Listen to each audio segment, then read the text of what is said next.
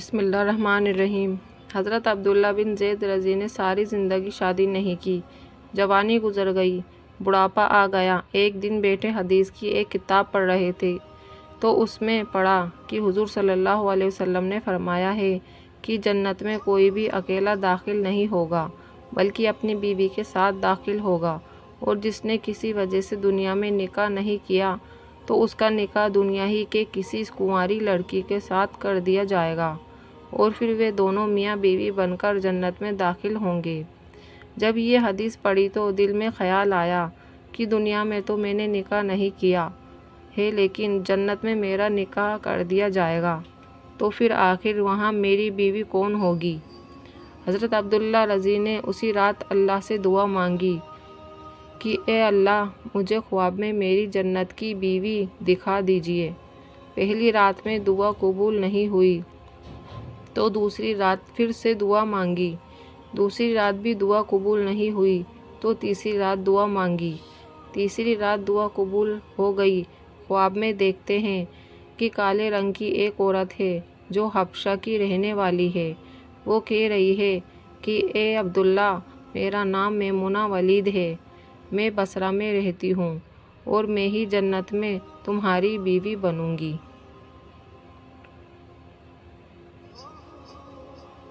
حضرت عبداللہ کی جب آنکھ کھلی تو تہجد کا وقت ہو رہا تھا۔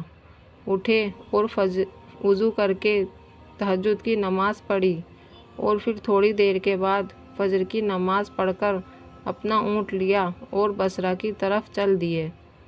حضرت عبداللہ بن زید رضی بہت مشہور لوگوں میں سے تھے، اس لیے جب وہ بصرہ پہنچے تو لوگوں نے ان کا بڑا استقبال کیا اور پوچھا کہ حضرت، ہمارے شہر میں کیسے آنا ہوا؟ حضرت عبداللہ نے فرمایا کہ میں ایک عورت کی تلاش میں یہاں آیا ہوں، اس کا نام میمونہ ولید ہے، میں اسی سے ملنا چاہتا ہوں۔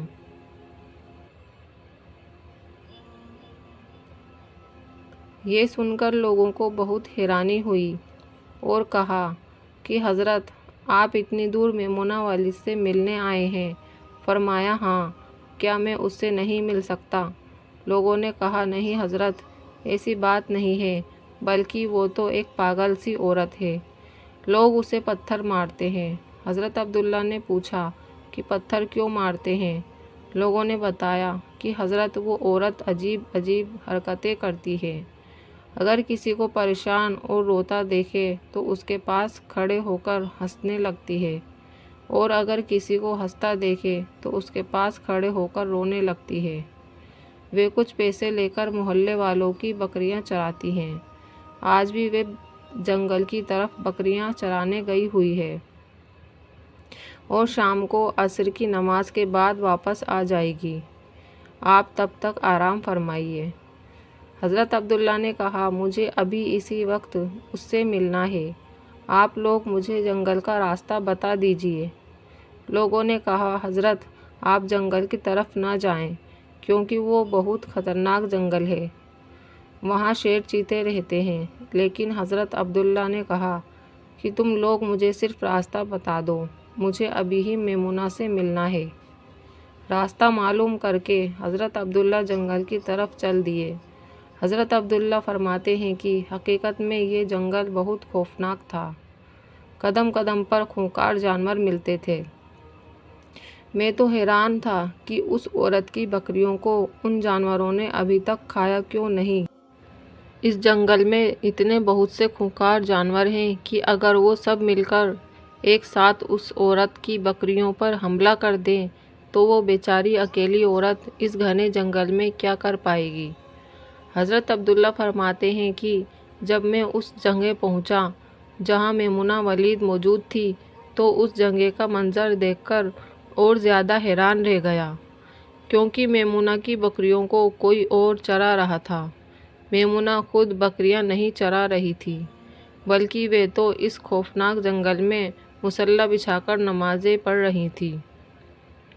میں یہ منظر دیکھ کر حیران رہ گیا کہ آخر ان بکریوں کو پھر کون چرا رہا ہے، کیونکہ بکریاں کبھی ایک جگہ پر نہیں رکتی، وہ کبھی ادھر بھاگتی ہیں اور کبھی ادھر۔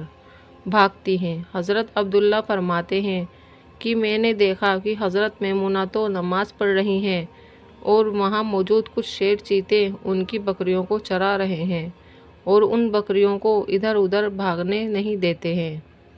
یہ منظر دیکھ کر میں تو حیران رہ گیا کہ آخر شیر چیتے اور بکریوں میں دوستی کیسے ہو گئی۔ شیر چیتے تو بکریوں کو دیکھتے ہی چیر پھاڑ کر کھا جاتے ہیں، لیکن آج یہاں کا منظر تو بالکل الگ تھا۔ اتنی دیر میں حضرت میمونہ نے نماز سے سلام پھیرا اور میری طرف دیکھتے ہوئے کہا، اے عبداللہ، ہمارا وعدہ تو جنت میں ملنے کا تھا، تم یہاں دنیا میں مجھ سے کیسے ملنے آ گئے؟ حضرت عبداللہ فرماتے ہیں، یہ سن کر مجھے اور زیادہ تعجب ہوا کہ میمونہ کے ساتھ میری یہ پہلی ملاقات تھی، تو آخر اسے میرا نام کیسے معلوم ہو گیا؟ میں نے حضرت میمونہ سے پوچھا کہ آخر تمہیں میرا نام کیسے معلوم ہوا؟ تو انہوں نے فرمایا کہ اے عبداللہ، جس رب نے تمہیں رات میں میرے بارے میں بتایا تھا، اسی رب نے مجھے بھی رات میں تمہارے بارے میں بتایا ہے کہ تم جنت میں میرے شوہر بنو گے۔ پھر میں نے حضرت میمونہ سے پوچھا کہ آخر یہ تو بتاؤ کہ ان شیر چیتے اور بکریوں میں دوستی کیسے ہو گئی؟ شیر چیتے تو بکریوں کے بہت بڑے دشمن ہوتے ہیں اور انہیں دیکھتے ہی چیر پھاڑ کر کھا جاتے ہیں، لیکن یہاں کا منظر تو بالکل الگ ہے کہ یہ شیر چیتے ہی ان بکریوں کے رکھوالے بنے ہوئے ہیں۔ حضرت میمونہ نے فرمایا، اے عبداللہ، جب سے میں نے اپنے اللہ سے دوستی بنا لی ہے، تب سے ان شیر چیتے نے میری بکریوں سے دوستی بنا لی ہے اور اب یہ میری بکریوں کو کوئی نقصان نہیں پہنچاتے۔